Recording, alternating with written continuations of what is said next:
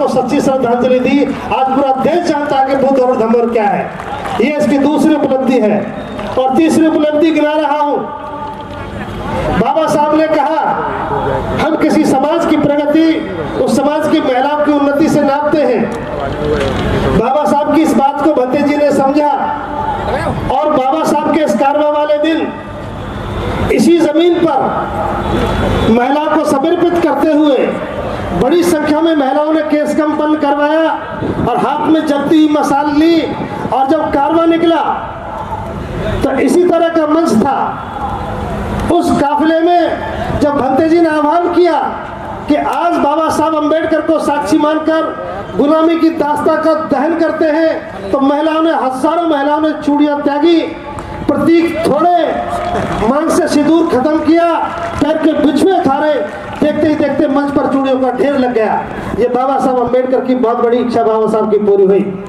और उसके बाद इससे पिछला जो कारवा था, बंते जी ने कहा हर बार कोई ना कोई एक बेचारे कारवा देकर जाता है।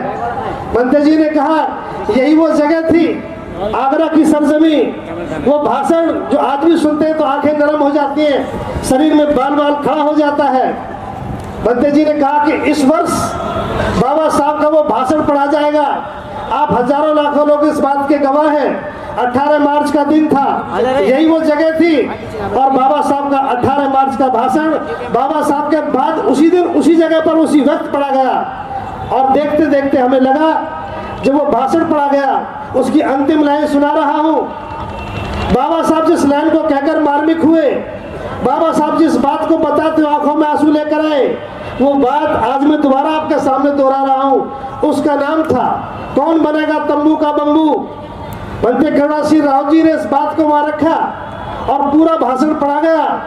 उस घटना के लोग आप जो जिंदा गवाह हैं, जब बंते जी उस भाषण को पढ़ रहे थे, जैसे जैसे भाषण पढ़ता गया लोग गंभीर होते गए।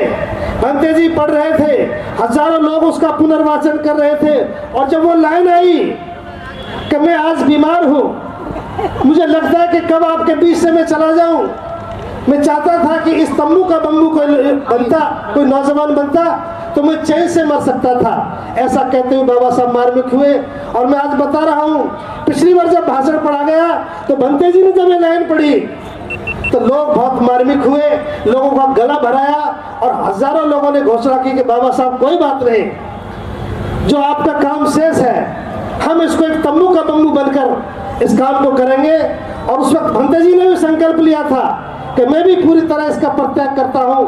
और आज उसका परिणाम है कि आज पूरा का पूरा हॉल भरा हुआ है।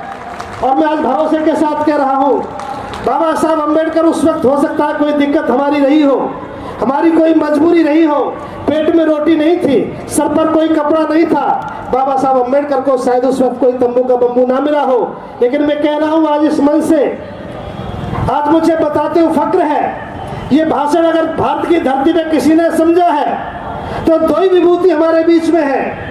या तो आगरा की बात को मान्यवर काशीराम साहब ने समझा तो पूरे देश का निजाम बना, देश में सरकार बनी। ये पहले महापुरुष हैं। और आज बाबा साहब अम्बेडकर की दूसरी बात को किसी ने समझा है, उनके आंसू पोंछने का काम किया है, उनके तकलीफ को समझा है, तो बंते करुणा सिंह जी ने समझा है। उनका त्याग आज सर पर चढ़कर बोल रहा है।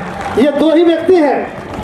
इसीलिए मैं आपसे कह रहा हूं कि इस कारवा की बहुत बड़ी उपलब्धि है। और ये कारवा यही नहीं रुका है, अभी ये कारवा यहाँ चला आया है। ये कारवा आज बौद्ध समाज के निर्माण की तरफ मुड़ गया है। आज इस समाज ने आचार संहिता हो तो नानक किताब, आज हम कह सकते हैं बड़ी उपलब्धि आपके सामने रख रहा हूं। ये यहाँ से जाकर बताना देश में ये कारवा कहाँ पहुंच गया है। बहुत दिनों के बाद यह समाज बड़ा निरीह और गरीबी की तरह घूम रहा था।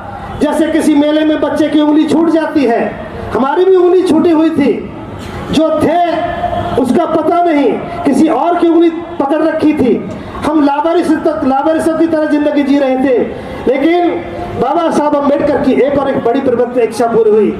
आचार संहिता मिली, जैसे मुस्लिम भाइयों के पास है, सिखों के पास है। बड़े प्रयास के बाद आज बौद्धों को आचार संहिता मिली। इसकी स्थापना जयपुर से शुरू हुई और उत्तर प्रदेश के गौतम बुद्ध विश्वविद्यालय पूरी हुई। देश के लोगों को बधाई, जोरदार ताली बजाकर इसका सम्मान करें।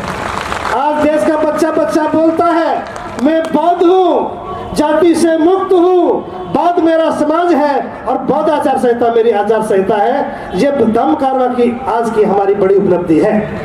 और ये मामला यही नहीं रुका, अभी कारवा बढ़ रहा है। ये कारवा आगे बढ़ा, दम चारका से बात शुरू हुई तो एक काम हे तथागत, क्या सुंदर सहयोग है। इसी जमीन से आज एक नया ऐलान होने जा रहा है जिसे सदैव भंते जी करेंगे। हालात भंते जी ने कहा कि जो जैसा सोचता है प्रकृति उसका साथ देती है।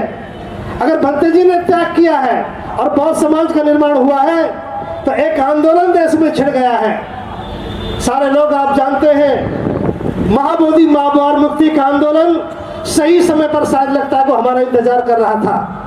आज आगरा की धरती से कम 250 की बड़ी संख्या भिक्षुओं के देख रहे हैं। आज का ये कारवा भंते करुणासिंह राव जी ने दिल्ली से फतवा जारी किया कि 18 मार्च का ये धम्म कारवा महाबोधि महाविहार मुक्ति के लिए आंदोलन सुपुर्द कर दिया गया है। और हमको जानकर खुशी होगी, आज 2 बजे 18 मार्च 2025 समय 2 बजे के लगभग आगरा की धरती से बाबा साहब को साक्षी मानकर एक और ऐलान होगा कि हे बाबा साहब डॉक्टर अम्बेडकर, हजारों साल की विरासत, सम्राट अशोक की विरासत, धम्मपाला की विरासत, जिसको 132 साल लड़ाई को हो गए, वो आज सही समय पर छिड़ी है। इधर आगरा की धरती से एक और आगाज होगा, प्रस्थान करेंगे।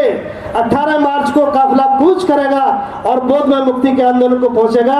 हमें पूरा भरोसा है भंते करुणासिंह जी के मार्गदर्शन में महाबोधि विहार मुक्त होगा। ये इस कारवा की ऐतिहासिक उपलब्धि होगी। तो सम्मानित साथियों, आधुनिक भारत का इतना सुंदर कार्यक्रम ये केवल छोटा मोटा कार्यक्रम नहीं है। तो हम आज बाबा साहब अम्बेडकर के प्रति कृतज्ञता ज्ञापित करते हैं और ये सारा का सारा कार्यक्रम आज यहाँ से शुरू होगा। तो मैंने छोटा सा परिचय आपके सामने रखा। मैं चाहूँगा कि अगली प्रस्तुति के लिए हम एक सुंदर सी प्रस्तुति के साथ आज के इस कार्यक्रम की शुरुआत करते हैं। 2 ही प्रस्तुति हमारे बीच में है, बहन परवीन सोनिया और भाई शशि गौतम। मैं भंते जी से क्षमा याचना करते हुए निवेदन करूँगा कि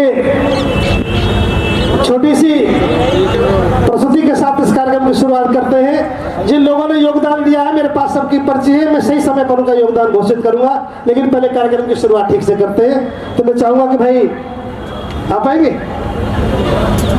चलिए आप आ जाइए। हमारी बहन सोनिया हमारे बीच में आएंगी और आज की प्रस्तुति करेंगी और जोरदार ताली बजाकर उनका सम्मान करेंगे, आज के कार्यक्रम का आगाज करेंगे।